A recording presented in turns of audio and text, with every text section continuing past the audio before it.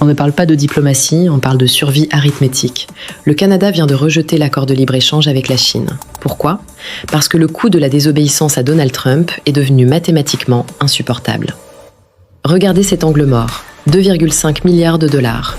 C'est la valeur des marchandises qui traversent la frontière canado-américaine chaque jour. En menaçant d'imposer des droits de douane de 100%, Trump ne propose pas une taxe, il propose un arrêt cardiaque pour l'économie canadienne.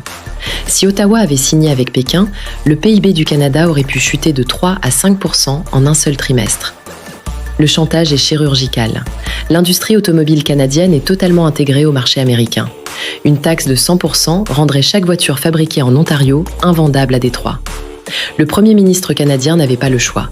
Sacrifier une croissance future potentielle avec la Chine pour sauver l'emploi immédiat de millions de Canadiens dépendants de l'oncle Sam. Ma position est tranchée. Le Canada est passé du statut de partenaire commercial à celui d'otage économique.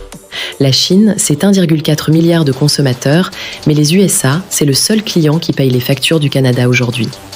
Trump utilise le protectionnisme comme une arme nucléaire financière pour forcer ses alliés à construire une muraille commerciale autour de l'Amérique du Nord. L'angle mort pour Ottawa, c'est que ce renoncement ne garantit rien.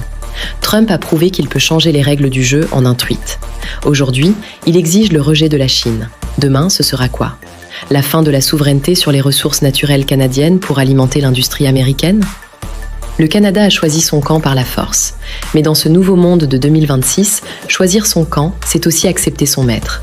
Restez lucide sur les chiffres, car ils ne mentent jamais. C'était Aura.